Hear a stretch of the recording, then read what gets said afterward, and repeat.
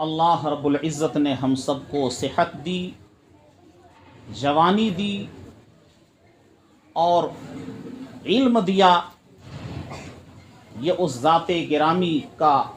بے انتہا ہم پر احسان و کرم ہے۔ آئیے بارگاہ رسالت مآب میں درود و سلام کا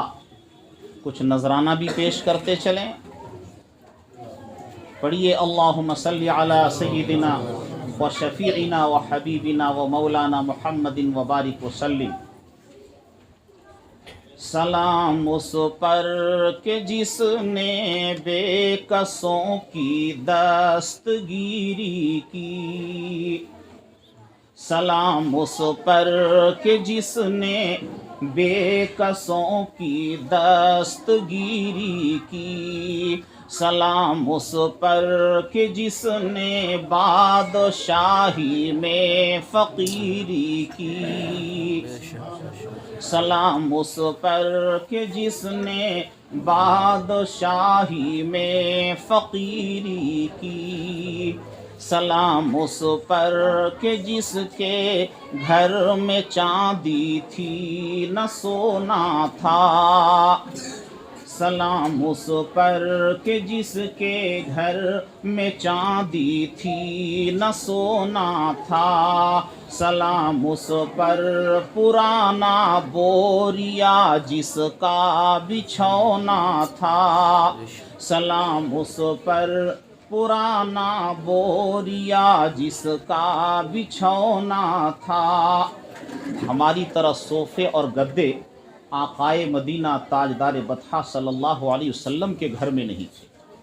آقا کی سیرت کو ہم پڑھیں کہ آپ کی سیرت، آپ کی زندگی کے حالات کیا تھے، اور آپ کی سیرت کو ہم اپنی زندگی میں اتارنے کی کوشش کریں۔ اسی بات کی تعلیم بچوں کو مکتب میں دی جاتی ہے، اسی بات کا علم بچوں کو مدرسے میں سکھایا جاتا ہے کہ آقا کی سیرت پر زندگی گزارنے میں ہی انسانیت کی بھلائی ہے، اور دنیا میں بسنے والے تمام انسانوں اور جناتوں کی کامیابی سرکار مدینہ صلی اللہ تعالی علیہ وسلم کی سیرت اور ان کی زندگی کے نقش قدم پر چلنے میں ہی کامیابی اور بھلائی ہے۔ تو شاعر کہتا ہے، سلام اس پر کہ جس نے بے کسوں کی دستگیری کی، سلام اس پر کہ جس نے بادشاہی میں فقیری کی، سلام اس پر جو امت کے لیے راتوں کو روتا تھا، سلام اس پر جو امت کے لیے راتوں کو روتا تھا، سلام اس پر جو فرش خاک پر جاڑے میں سوتا تھا، سلام اس پر جو فرش خاک پر جاڑے میں سوتا تھا، سلام اس پر کہ جس کا ذکر ہے سارے صحائف میں، سلام اس پر کہ جس کا ذکر ہے سارے صحائف میں، سلام اس پر ہوا مجروح جو بازار طائف میں، سلام اس پر ہوا مجروح جو بازار طائف میں، سلام اس پر کہ جس کے گھر میں چاندی تھی نہ سونا تھا، سلام اس پر پرانا بوریا جس کا بچھونا تھا۔ سلام ہے اس ذات گرامی پر جس نے انتھک قربانیاں اس امت کی ہدایت اور بھلائی کی خاطر پیش کی، جن کی جوتیاں خون سے شرابور ہو گئی۔ طائف کے بازار میں جب آپ تشریف لے گئے، اس دین کو نااہلوں تک پہنچانے کے لیے، بھٹکی ہوئی انسانیت کو راہ ہدایت بتلانے کے لیے جب آپ طائف تشریف لے گئے تو آپ کی جوتیاں خون سے شرابور ہو گئی۔ آج اسی سرور کائنات علیہ الصلاۃ والسلام کا لایا ہوا یہ پیغام قرآن پاک کی شکل میں ہمارے پاس موجود ہے، جو قرآن ان طلباء کو اور طالبات کو پڑھایا اور سکھایا جاتا ہے۔ اسی قرآن کی تلاوت آپ بھی کرتے ہیں اور ان بچوں کو سکھایا جاتا ہے۔ قرآن نے کہا الہاکم التکاثر حتی زرتم المقابر، تم کو غفلت میں ڈال دیا مال اور دولت کی کثرت نے، آرام اور آسائش کی زیادتی نے تمہیں اے لوگوں، اے انسانوں، غفلت میں اور بے پرواہی کے اندر ڈال دیا۔ الہاکم التکاثر حتی زرتم المقابر، تمہاری یہ غفلت اور بے خبری یہاں تک تم پر طاری رہتی ہے کہ تم قبرستانوں میں جانے کی تیاری کر لیتے ہو، تمہارے اوپر سے غفلت کی چادر نہیں ہٹتی۔ الہاکم التکاثر حتی زرتم المقابر کلا سوف تعلمون، ہرگز تمہارا یہ غافل ہو کر کے زندگی گزارنا صحیح نہیں ہے، ان قریب تم ان حالات کو جان لوگے جو حالات تمہارے سامنے آئیں گے، جن پرخطر وادیوں سے تمہیں گزرنا ہوگا ان پرخطر وادیوں کو تم جان جاؤ گے۔ کلا سوف تعلمون ثم کلا سوف تعلمون، پھر تم مکرر سن لو، ان قریب تم جان جاؤ گے۔ کلا لو تعلمون علم الیقین، اے لوگو اگر تمہیں یقینی طور پر معلوم ہو جائے کہ حالات کیسے آنے والے ہیں، کتنی پرخطر گھاٹیاں اور وادیاں تمہارے سامنے آنے والی ہیں، تو تم ہوش میں آ جاؤ اور تم اپنی غفلت کی زندگی کو بھول بیٹھو۔ کلا لو تعلمون علم الیقین لترون الجحیم، ضرور بھی ضرور تم کو جہنم دیکھنا ہی ہو،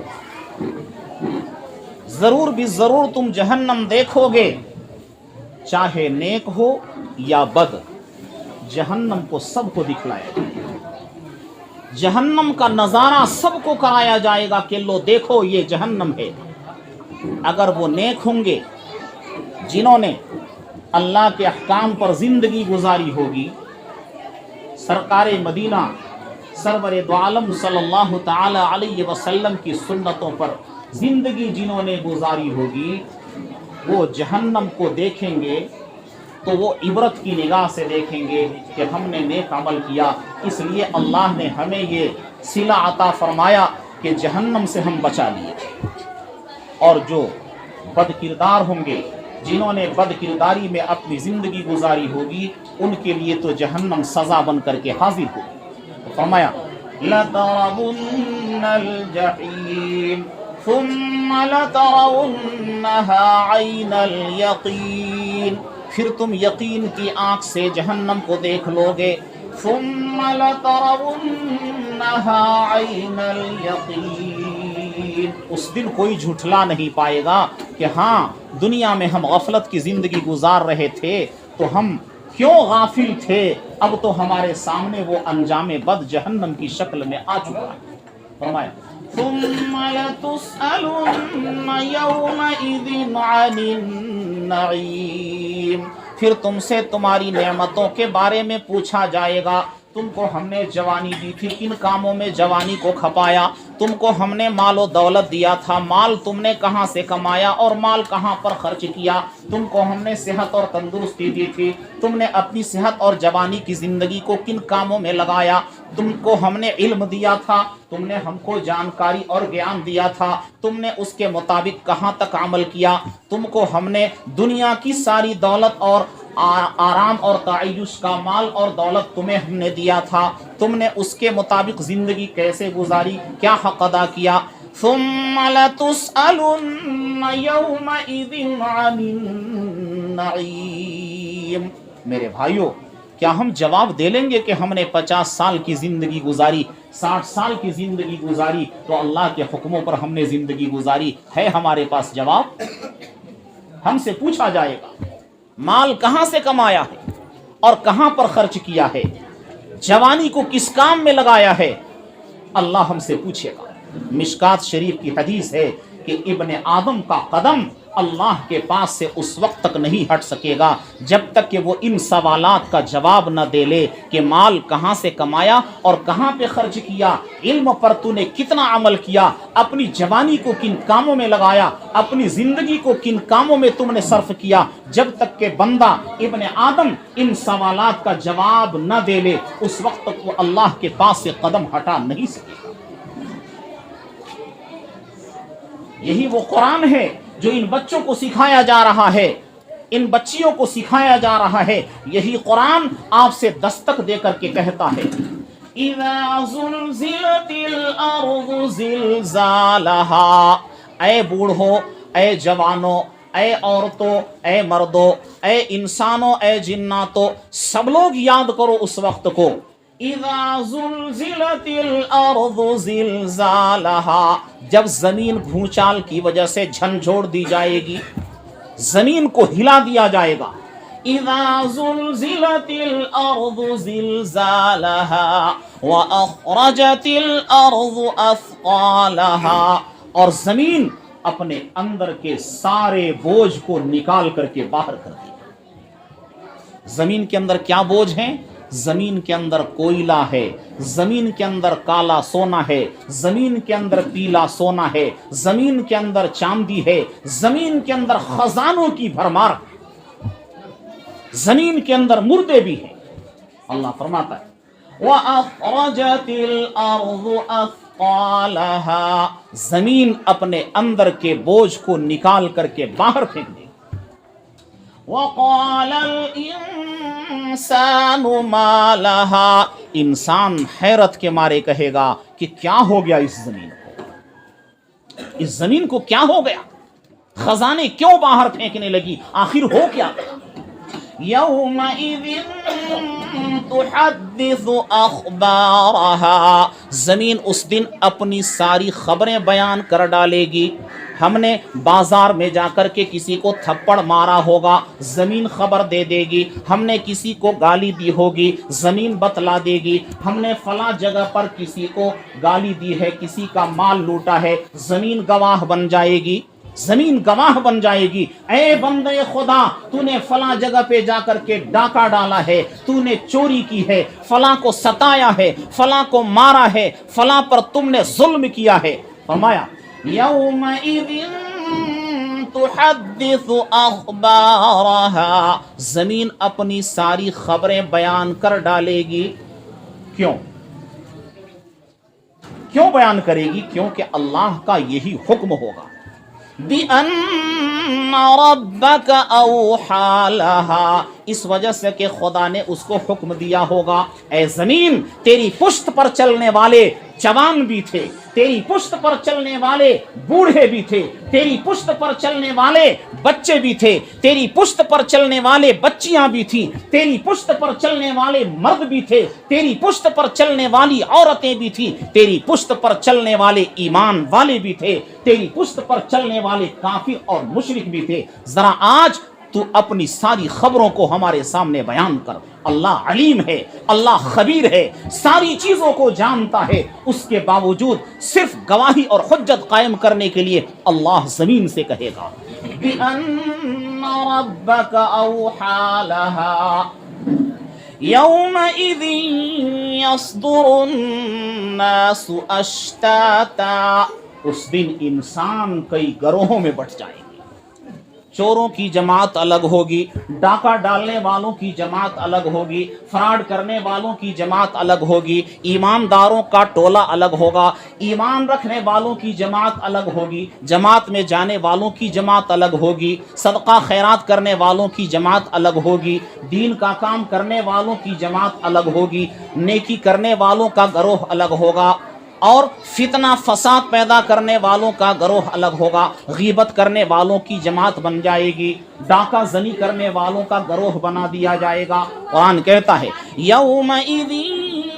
یصدر الناس اشتاتا، لوگوں کو گروہوں میں بانٹ دیا جائے گا اور اللہ کے دربار میں ان کو حاضر کیا جائے گا، لیروا اعمالہم، تاکہ وہ اپنے اپنے اعمال نامے دیکھ لیں۔ اگر وہ نمازی ہوگا اپنا نیک عمل کا اعمال نامہ دیکھ لے گا، صوم و صلات کا پابند ہوگا وہ بھی اپنا اعمال نامہ دیکھ لے گا، زبان کو سچی استعمال کرتا ہوگا وہ بھی اپنا اعمال نامہ دیکھ لے گا، آنکھوں کا صحیح استعمال کیا ہوگا اپنا اعمال نامہ دیکھ لے گا، پیروں کو صحیح جگہ پر استعمال کیا ہوگا اپنا اعمال نامہ دیکھ لے گا، ان ہاتھوں سے نیک کام کیا ہوگا اپنا اعمال نامہ دیکھ لے گا، زبان سے سچی بات بولی ہوگی اپنا اعمال نامہ دیکھ لے گا، روزہ رکھا ہوگا اپنا اعمال نامہ دیکھ لے گا، کسی غریب کی مدد کی ہوگی اپنا اعمال نامہ دیکھ لیا ہوگا، کسی بن بیاہی بیٹی کی شادی کا انتظام کیا ہوگا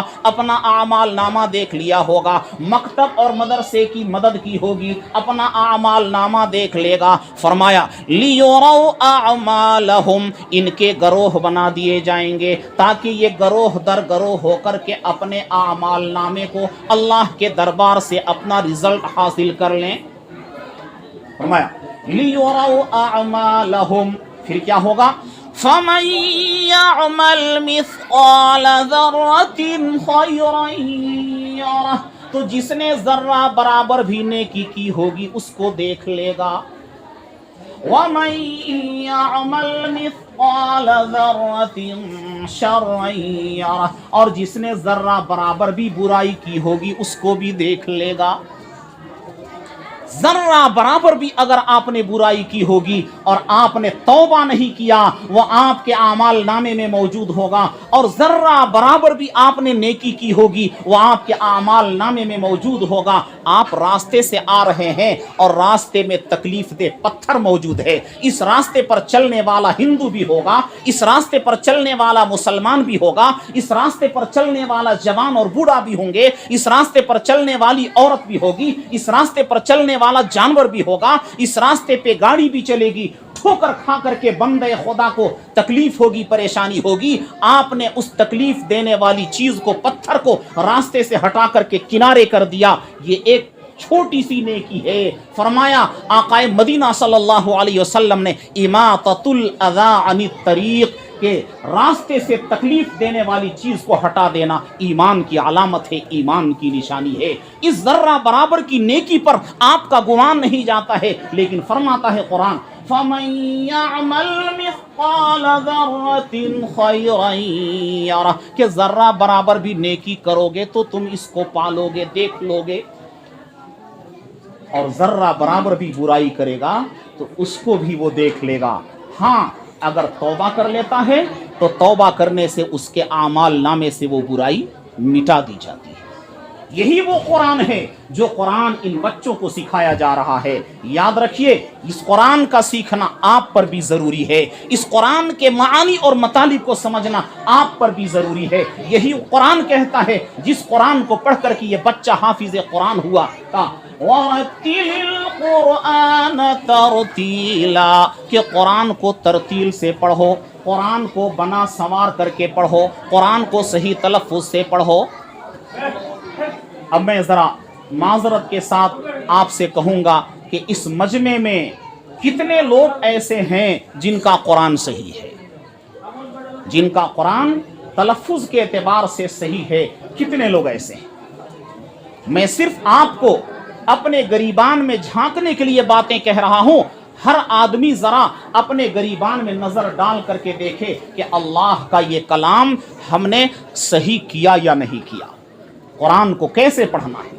آپ کا بچہ تو شروع سے ہی انگلش میڈیم کے اندر تعلیم حاصل کرتا ہے، لیکن کیا قرآن کو تلفظ کے اعتبار سے صحیح کرتا ہے؟ آپ بھی تو کسی زمانے میں ایسی نونہال ہوں گے، ہم بھی تو کسی زمانے میں ایسی ننھے ملے بچے تھے، ایسی نونہال طالبات ہماری مائیں اور مستورات تھی ایک زمانے میں، جو آج چل کر کے 50-55 کی عمر میں ہو گئی، جو آج ہم بوڑھے ہو گئے، کل تو ہم بھی ایسے ہی تھے۔ اگر ہمارے ماں باپ نے ہم پر محنت کی ہوتی تو ہمارا قرآن صحیح ہوتا۔ مولانا روم فرماتے ہیں اندرون قار دریا تخت بندم کر دئی، باز می گوئی کے دامن ترمکن ہوشیار باش۔ جو فارسی داں حضرات ہیں وہ سمجھتے ہوں گے اس شعر کا مطلب، کہ مولانا فرماتے ہیں کہ اگر کسی کو ہاتھ پاؤں باندھ کر کے دریا میں ڈال دیا جائے اور اس سے کہا جائے کہ بھائی ڈوبنا مت، یہ کہنا عقل مندی کی بات ہے کیا؟ اگر ہاتھ پاؤں باندھ کر کے کسی کو دریا میں ڈال دیا جائے اور اس سے کہا جائے کہ ڈوبنا مت، یہ کہنا صحیح ہوگا؟ ارے بتائیے آپ، کہنا صحیح ہوگا؟ ہم نے ہاتھ پاؤں باندھ کر دریا میں ڈال دیا تو کیسے ہمارا کہنا صحیح ہوگا؟ اگر ان بچوں کو ہم نے علم دین نہیں سکھایا، ان بچوں کو اگر ہم نے قرآن نہیں سکھایا، ان بچوں کو ہم نے تجوید نہیں سکھائی، ان بچوں کو اگر ہم نے قرآن کا صحیح علم نہیں سکھایا تو یہ ایسا ہی ہے کہ ہم نے ان کے ہاتھ پاؤں کو باندھ کر کے دریا میں ڈال دیا، اور پھر ہم کہہ رہے ہیں کہ بیٹا تو ماں باپ کی فرما برداری کر، بیٹا تو ماں باپ کی خدمت کر۔ یہ بیٹا کیسے ماں باپ کی خدمت کرے گا جب آپ نے قرآن سکھایا نہیں، جب آپ نے حدیث سکھائی نہیں، جب آپ نے اللہ کا بھیجا ہوا پیغام ان کو سکھایا نہیں، تو یہ بچہ دین کے مطابق زندگی کیسے گزارے گا؟ آپ پر ضروری ہے کہ مکاتب قائم کر کے بچوں کو صحیح قرآن پڑھائیے، صحیح احادیث پڑھائیے، صحیح پیغام رسول سے ان کو آشنا کیجئے۔ یہ آپ کے اوپر لازم اور ذمہ داری ہے، اور آپ پر بھی ضروری ہے کہ قرآن کے تلفظ کو آپ صحیح کریں، قرآن کے الفاظ کو آپ صحیح کریں۔ قرآن کہتا ہے وَرَتِّلِ الْقُرْآنَ تَرْتِيلًا، کہ قرآن کو ترتیل سے پڑھو، قرآن کے الفاظ کو سنوار کر کے درست کر کے پڑھو۔ اب ذرا غریبان میں نظر ڈالیں کہ کتنوں کا قرآن صحیح ہے اور کتنوں کا قرآن غلط ہے۔ علماء جو بیٹھے ہیں، قراء اور حفاظ جو بیٹھے ہیں، الحمدللہ انہوں نے تو اپنا قرآن مدرسے کی ٹوٹی چٹائیوں پہ بیٹھ کر 5 سال 10 سال محنت اور مجاہدہ کر کے انہوں نے اپنا قرآن تو صحیح کر لیا، لیکن آپ نے جنہوں نے مکاتب اور مدرسے سے تعلق نہیں جوڑا، تعلق نہیں رکھا، ان کا کیا حال ہے؟ ذرا آپ ان کی سورہ فاتحہ سن لیجئے، ان کی سورہ فیل سن لیجئے، سورہ بقرہ کی کچھ آیتیں سن لیجئے، یقیناً وہ غلط پڑھتے ہیں، ذال کو جان کہہ دیں گے، زا کو جا کہہ دیں گے، شین کو سین کہہ دیں گے یا سین کو شین کہہ دیں گے۔ یہ ان کا قرآن پر ظلم ہے کہ انہوں نے قرآن کے تلفظ کو صحیح نہیں کیا۔ سب پر ضروری ہے کہ قرآن کے الفاظ کو سیکھیں، اسی لیے تعلیم بالغان کا نظام قائم کرنا بھی ضروری ہے کہ جنہوں نے بڑی عمر ہو گئی اور ابھی تک قرآن کے الفاظ کو صحیح نہیں کیا، جس طرح ان بچوں اور بچیوں کے مکاتب کا قائم کرنا ضروری ہے، اسی طریقے سے تعلیم بالغان کا سلسلہ چلانا بھی ضروری ہے، تاکہ آپ امام صاحب کا قیمتی وقت لے کر کے ان کے پاس خوشامد درآمد کر کے ان سے آپ قرآن کے تلفظ کو سیکھیں۔ سورہ فاتحہ اور 4 سورتیں کم از کم جن سے آپ کو نماز صحیح کرنی ہے، کم از کم اتنا صحیح کریں، یہ آپ کے اوپر ضروری ہے۔